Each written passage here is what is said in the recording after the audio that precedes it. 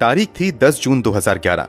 उत्तर प्रदेश के गोरखपुर के कमलेशपुरम कॉलोनी की रहने वाली एक लड़की किसी जरूरी काम से घर के बाहर निकलती है, लेकिन देर शाम तक वापस नहीं आ पाती है। घर वाले परेशान होकर पुलिस में शिकायत दर्ज करवाते हैं। एक जवान लड़की के गायब होने की खबर से शहर भर में हंगामा हो जाता है। पुलिस तेजी से काम करते हुए उस लड़की को ढूंढने निकलती है, मगर मुर्दा। लड़की का शव परिवार वालों को सौंप दिया जाता है और उसका अंतिम संस्कार भी कर दिया जाता है। अब सबसे बड़ा सवाल था कि इस लड़की की हत्या किसने की है। पुलिस इसी सवाल का जवाब तलाशने के लिए दिन रात एक कर देती है। पुलिस की मेहनत रंग लाती है और फाइनली पुलिस को जवाब भी मिल जाता है। जवाब हिला देने वाला था। दुनिया की नजर में जिसकी हत्या हुई थी, असल में वही मर्डरर भी था। ऐसा कैसे पॉसिबल है कि जिसका कत्ल हुआ वही इस केस की कातिल भी हो। हम आपको जिस सच्ची घटना की पूरी कहानी बताने जा रहे हैं, उसमें सच में ऐसा ही हुआ था। शायद आपको अभी बातें समझ में नहीं आ रही होंगी, मगर जब आप इस वीडियो को आखिर तक देखेंगे और हिला देने वाली कहानी की पूरी सच्चाई जानेंगे तो आपके होश उड़ जाएंगे। पूरी कहानी कल्पना से परे है और इस पूरी कहानी को अंजाम देने के पीछे की वजह और भी भयावह है। तो आखिर क्या है रहस्यों से भरी इस कहानी की पूरी सच्चाई? चलिए जानते हैं सब कुछ वीडियो में आगे। मगर चलिए अब कहानी शुरू करते हैं। इस पूरी कहानी की सबसे अहम किरदार हैं शिखा दुबे। शिखा दुबे उत्तर प्रदेश के गोरखपुर के कमलेशपुरम इलाके में अपने परिवार वालों के साथ रहा करती थीं। 2011 में शिखा दुबे की उम्र 23 साल थी और वो इस समय दीनदयाल उपाध्याय यूनिवर्सिटी से पोस्ट ग्रेजुएशन की पढ़ाई कर रही थीं। शिखा देखने में बेहद ही मासूम और शरीफ थीं। शिखा 10 जून 2011 को कुछ जरूरी काम के लिए घर से बाहर निकलती हैं। शिखा घर वालों को कहकर जाती हैं कि थोड़ी देर में वापस आ जाऊंगी, मगर काफी देर हो जाती है, मगर वो वापस नहीं लौटती हैं। जैसे जैसे शाम ढलती है, परिवार वालों की चिंताएं भी बढ़ने लगती हैं। ज्यादा अंधेरा हो जाने पर परिवार वाले अपने स्तर से शिखा दुबे की खोजबीन शुरू कर देते हैं। दोस्तों रिश्तेदारों तक को फोन किया जाता है, मगर शिखा की जानकारी कहीं से नहीं मिलती है। जब शिखा का कहीं भी अता पता नहीं चलता है तो थक हार कर शिखा दुबे के पिता राम प्रकाश दुबे गोरखपुर के एक स्थानीय पुलिस स्टेशन में जाकर बेटी के गायब होने की शिकायत दर्ज करवाते हैं। मामला दर्ज करने के बाद पुलिस वाले राम प्रकाश दुबे से पूछते हैं कि क्या आपको किसी पर शक है। जवाब में वो दीपू यादव का नाम लेते हैं। दीपू यादव ही इस कहानी का दूसरा सबसे अहम किरदार है। राम प्रकाश दुबे के मुताबिक दीपू यादव उन्हीं के पड़ोस में रहता है। पुलिस को दिए बयान में राम प्रकाश दुबे बताते हैं कि दीपू यादव अक्सर उनकी बेटी शिखा दुबे को परेशान किया करता था, इसलिए उन्हें शक है कि हो ना हो दीपू यादव ने ही उनकी बेटी को कहीं गायब किया है या फिर उसकी हत्या कर दी है। शक जताए जाने के बाद पुलिस तुरंत एक्टिव होती है और भागते हुए दीपू यादव के घर पर आती है। यहां आकर पता चलता है कि दीपू यादव खुद ही लापता हैं। अब पुलिस वालों का शक यकीन में बदल जाता है और वो दीपू यादव को ढूंढने में लग जाते हैं। इधर पुलिस शिखा दुबे की भी तलाश में लगी रहती है। इसी खोजबीन के दौरान पुलिस वालों को सरयू कैनाल कॉलोनी के पास के जंगल में एक लाश मिलती है। ये लाश एक लड़की की थी। लाश का चेहरा बहुत ही भयानक तरीके से बिगाड़ दिया गया था। चेहरे से पहचान करना मुश्किल था। एक लड़की की लाश मिलते ही पुलिस वाले तुरंत राम प्रकाश दुबे के परिवार वालों को बुलाते हैं और उनसे पहचान करने के लिए कहते हैं कि कहीं ये शव गायब हुई बेटी शिखा दुबे का तो नहीं है। खबर मिलते ही शिखा दुबे के परिवार वाले लाश की पहचान करने के लिए आ जाते हैं।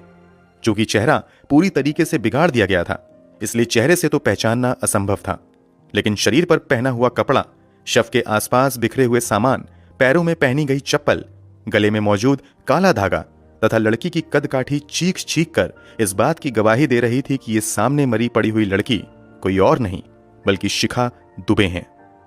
परिवार वाले भी आखिरकार उस शव की पहचान अपनी बेटी शिखा दुबे के तौर पर करते हैं, क्योंकि भले ही चेहरा पहचान में नहीं आ रहा था, मगर शरीर पर जो कपड़े थे वही कपड़े पहनकर अंतिम बार शिखा दुबे अपने घर से निकली थीं। इसके अलावा जो चप्पल, दूसरे सामान तथा गले में काला धागा मिला था वो सभी शिखा दुबे का ही था। पहचान होने के बाद शव को पोस्टमार्टम के लिए भेज दिया जाता है। पोस्टमार्टम में खुलासा होता है कि गला दबाकर हत्या करने के बाद लड़की के चेहरे को धारदार हथियार से काटा गया है और भारी चीज से हमला करके चेहरे को बर्बाद भी किया गया है। इसके अलावा पोस्टमार्टम में सेक्सुअल हैरेसमेंट की भी पुष्टि होती है। शरीर को कई जगह सिगरेट से जलाया भी गया था। मतलब लड़की के साथ हैवानियत की सारी हदों को पार किया गया था। इस दरिंदगी की खबर बाहर आते ही लोगों का गुस्सा भड़क जाता है और लोग जल्द से जल्द आरोपी के गिरफ्तार की मांग करने लगते हैं। इधर पोस्टमार्टम के बाद सभी जरूरी फॉर्मेलिटीज पूरी करने के बाद लड़की का शव परिवार वालों को सौंप दिया जाता है, जो विधिवत तरीके से उसका अंतिम संस्कार भी करते हैं। इस घटना ने बड़े स्तर पर अखबारों की सुर्खियां बटोरी थीं और लोगों में बड़ा गुस्सा था। इसलिए पुलिस वाले भी तत्परता दिखाते हुए जल्द से जल्द हत्यारों की तलाश में लग जाती है। चूंकि शिखा दुबे के पिता ने दीपू यादव नाम के लड़के पर शिखा दुबे की हत्या का शक जताया था, इसलिए पुलिस दीपू यादव को ही प्राइम सस्पेक्ट मानते हुए हाथ पैर मारना शुरू कर देती है और दीपू यादव से जुड़े दर्जनों लोगों को उठाया जाता है। यहां तक कि दीपू यादव से जुड़े 50 से ज्यादा दोस्तों से पूछताछ होती है, मगर कहीं से भी दीपू यादव का अता पता नहीं चलता है। काफी मेहनत के बाद दीपू यादव का एक करीबी दोस्त पुलिस के हाथ लगता है, जो पूछताछ में खुलासा करता है कि दीपू यादव अक्सर सोनभद्र आया जाया करता था और पिछले कुछ दिनों में उसने सोनभद्र का जिक्र भी कई बार किया था। अब गोरखपुर पुलिस सीधे सोनभद्र का रुख करती है और दीपू यादव की तलाश में सोनभद्र शहर का कोना कोना छान मारती है। तलाश कई घंटों तक होती रहती है, मगर कहीं भी दीपू यादव का पता नहीं चलता है। फिर भी पुलिस वाले हिम्मत नहीं हारते हैं और अपनी तलाश जारी रखते हैं। इसी तलाश के क्रम में वो एक ऐसे घर के पास पहुंचते हैं जो अंदर से बंद था। पुलिस वाले आकर दरवाजे पर दस्तक देते हैं। कई बार नॉक करने के बाद एक लड़की आकर दरवाजा खोलती है। दरवाजा खोलने वाली लड़की को देखकर पुलिस वालों के पैरों तले जमीन खिसक जाती है। दरवाजा किसी और ने नहीं बल्कि उसी शिखा दुबे नाम की लड़की ने खोला था। वही शिखा जिसका अंतिम संस्कार परिवार वालों ने बस अभी अभी किया था। जिस शिखा दुबे के कातिल को पुलिस तलाश कर रही थी, वही शिखा दुबे अब पुलिस के सामने खड़ी थी। आपके मन में एक सवाल आ रहा होगा कि आखिर पुलिस वालों ने शिखा दुबे को कैसे पहचाना? तो आपकी जानकारी के लिए बता दें कि जब शिखा दुबे के पिता ने बेटी की मिसिंग रिपोर्ट दर्ज करवाई थी, तो उन्होंने शिखा दुबे की कुछ तस्वीरें भी पुलिस वालों को दी थीं। शिखा दुबे को जिंदा देखकर हैरान होते हुए पुलिस वाले मामला समझने की कोशिश करते हैं और तुरंत घर के अंदर दाखिल होते हैं। घर के अंदर का नजारा और भी हैरान करने वाला था। कमरे में पुलिस वालों को कोई और नहीं बल्कि इस केस का प्राइम सस्पेक्ट दीपू यादव दिखता है।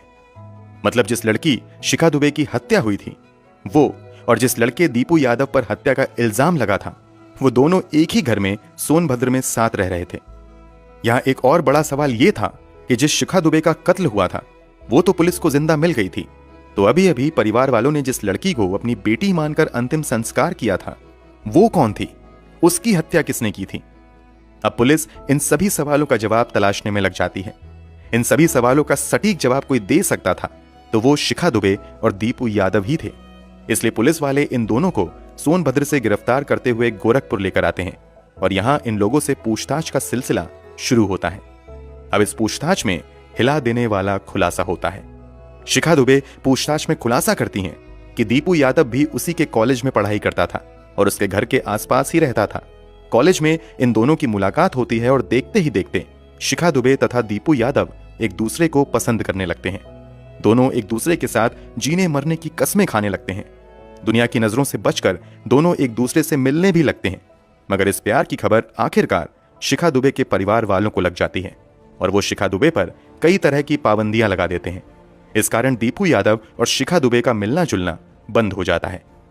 कुछ दिनों तक तो सब कुछ सामान्य रहता है, मगर मौका मिलते ही फिर से शिखा और दीपू मिलने जुलने लगते हैं और मौका मिलते ही गोरखपुर के ही एक मंदिर में जाकर 18 अप्रैल 2011 को चुपचाप शादी कर लेते हैं।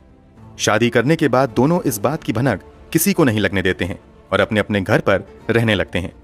अब दीपू यादव शिखा को अपने साथ रखने के प्लान पर काम करने लगता है। इन दोनों को अच्छे से पता था कि अगर परिवार वालों को बता भी दिया कि हमने शादी कर ली है, तब भी परिवार वाले नहीं मानेंगे। इसलिए अब दोनों दूसरे विकल्प की तलाश में लग जाते हैं ताकि साथ रह सकें। दीपू यादव अपनी इस परेशानी का जिक्र अपने एक दोस्त सुग्रीव से करता है। सुग्रीव का ट्रांसपोर्ट का बिजनेस था और वो ट्रक भी चलाया करता था।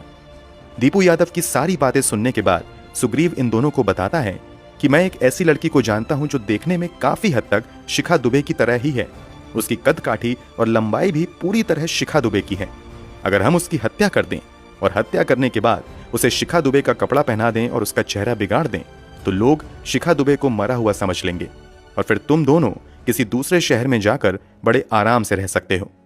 दीपू यादव और शिखा दुबे को सुग्रीव का ये आइडिया काफी पसंद आया और दोनों इस प्लानिंग को हकीकत में बदलने के मिशन पर लग जाते हैं। प्लान के बाद अब सुग्रीव शिखा दुबे की तरह दिखने वाली पूजा कुमारी नाम की लड़की से कांटेक्ट करता है और उससे कहता है कि तुम्हारे लिए एक नौकरी मेरे पास है, अगर तुम चाहो तो मुझसे आकर मिल सकती हो, पहले महीने का पगार भी तुम्हें एडवांस में दिया जाएगा। पूजा कुमारी की उम्र भी यही कोई 25-26 साल थी। उसकी एक 3 साल की बेटी भी थी। क्योंकि पूजा कुमारी की आर्थिक स्थिति अच्छी नहीं थी और वो काम की तलाश में भी थी, इसलिए जब सामने से ऑफर आता है तो पूजा कुमारी मना नहीं कर पाती हैं और वो काम की तलाश में सुग्रीव से मिलने के लिए तैयार हो जाती हैं।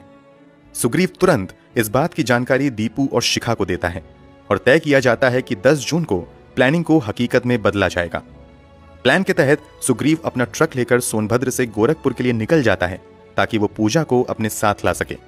इधर तय समय के मुताबिक शिखा दुबे भी अपने घर से निकलकर दीपू यादव से मिलती हैं और बाजार जाकर कुछ नए कपड़े खरीदती हैं। इधर सुग्रीव पूजा को लेकर वापस आने लगता है। वापस आते हुए वो पास के एक जंगल में गाड़ी रोकता है और पूजा से कहता है कि यहां पर कुछ लोग तुमसे मिलेंगे जो काम देंगे। इसी के बाद बहाने से गाड़ी रोककर ये सभी पूजा को गाड़ी से उतारते हैं और जंगल में ले जाते हैं। यहां पर दीपू और शिखा भी आ जाते हैं। यहां आकर बड़ी बेरहमी से सुग्रीव और दीपू गला दबाकर पूजा की हत्या कर देते हैं। इसके बाद शिखा दुबे बाजार से खरीद कर लाए गए नए कपड़े खुद पहनती हैं और जो कपड़ा पहनकर वो घर से निकली थी वो कपड़े पूजा को पहना देती हैं। यहां तक कि जो काला धागा अक्सर शिखा अपने गले में पहना करती थी वो भी पूजा के गले में डाल देती हैं ताकि इस लाश की पहचान शिखा के तौर पर की जा सके। शिखा अपनी चप्पल भी पूजा के शव के आसपास ही छोड़ देती हैं। अपना सब कुछ पूजा को पहनाने के बाद शिखा पूजा के सब कपड़े छिपाकर अपने बैग में रख लेती हैं। कपड़ों के आधार पर तो पूजा अब शिखा बन चुकी थी, मगर चेहरे से अब भी वो पूजा के तौर पर ही पहचानी जा सकती थी। इसलिए अब सुग्रीव तथा दीपू मिलकर ट्रक से लोहे का बड़ा सा रॉड निकालते हैं और बड़ी बेरहमी से पूजा के चेहरे पर मारना शुरू कर देते हैं। और ये लोग तब तक उस रॉड से पूजा के फेस पर हमला करते रहते हैं जब तक कि पूजा का पूरा चेहरा बिगड़ नहीं जाता है। इसके अलावा ये लोग पूजा के शरीर को सिगरेट से भी बड़ी बेरहमी से जलाते हैं ताकि इस मामले को दूसरा रूप दिया जा सके। हत्या करने के बाद दीपू तथा शिखा दुबे तुरंत वहां से सोनभद्र की तरफ भाग जाते हैं, जबकि सुग्रीव अपने खलासी बलराम के साथ मिलकर शव को वहां से उठाकर सरयू कैनाल के पास के जंगलों में लाकर फेंक देता है और फिर छुप जाता है। कुछ दिनों तक तो शिखा दुबे और दीपू का प्लान बहुत अच्छे से काम करता है, मगर जैसे ही शिखा दुबे पुलिस के हाथ लगती हैं, इनके राज से पर्दा उठ जाता है। शिखा दुबे और दीपू यादव के इस खुलासे को सुनकर हर किसी के पैरों तले जमीन खिसक जाती है। हर कोई शॉक्ड था कि मासूम सी दिखने वाली शिखा दुबे ने इतने बड़े जघन्य अपराध को अंजाम दिया है। शिखा ने अपने प्यार के साथ रहने के लिए एक 3 साल की मासूम के सर से उसकी मां का साया छीन लिया। इस खुलासे के बाद जब शिखा दुबे को पिता के सामने लाया जाता है तो एक पल के लिए तो उन्हें यकीन भी नहीं होता है कि जिस बेटी को वो मरा समझकर अंतिम संस्कार तक कर चुके थे वही अब उनके सामने है। पिता बेटी का गाल छूकर यकीन करने की कोशिश करते हैं कि वो जिंदा है। वो थोड़े भावुक भी होते हैं, मगर थोड़ी देर बाद अपनी भावनाओं पर नियंत्रण रखते हुए कहते हैं कि जितने जघन्य अपराध को इसने अंजाम दिया है, इसे जिंदा रहने का कोई हक नहीं है। ये मेरे लिए मर चुकी है। इन सभी खुलासों के बाद पुलिस दीपू यादव, सुग्रीव, शिखा दुबे तथा बलराम को गिरफ्तार करते हुए जेल भेज देती है। जिस शिखा दुबे का इस कहानी की शुरुआत में कत्ल होता है, वही शिखा दुबे कहानी के अंत में कातिल निकलती हैं। पूजा की पोस्टमार्टम रिपोर्ट में सेक्सुअल हैरेसमेंट का भी जिक्र था, मगर इन लोगों में से किसी ने भी पूजा के साथ सेक्सुअल असॉल्ट की बात नहीं स्वीकारी और पुलिस भी इस बात को साबित नहीं कर सकी। फिलहाल इस केस की स्थिति क्या है सुनकर शायद आपको यकीन नहीं होगा। 2011 में घटी इस घटना के कुछ साल तक तो शिखा दुबे और दूसरे आरोपी जेल में रहते हैं, मगर कुछ साल बाद ही शिखा दुबे तथा दीपू यादव बेल लेकर जेल से बाहर आ जाते हैं। अमर उजाला की एक रिपोर्ट के मुताबिक जेल से बाहर आने के बाद शिखा दुबे तथा दीपू यादव अलग अलग शादी करके अपनी दुनिया बसा चुके हैं। वहीं कुछ खबरों के मुताबिक आज भी इस केस की फाइलें अदालत में धूल फांक रही हैं। अब तक कोई अंतिम फैसला नहीं आया है। हम इस न्यायिक प्रक्रिया पर कोई टिप्पणी नहीं करना चाहेंगे। इस पूरी घटना पर आपकी क्या राय है कमेंट बॉक्स में जरूर बताएं। अगर आपको हमारी मेहनत पसंद आई हो तो इस वीडियो को लाइक करते हुए शेयर भी करें।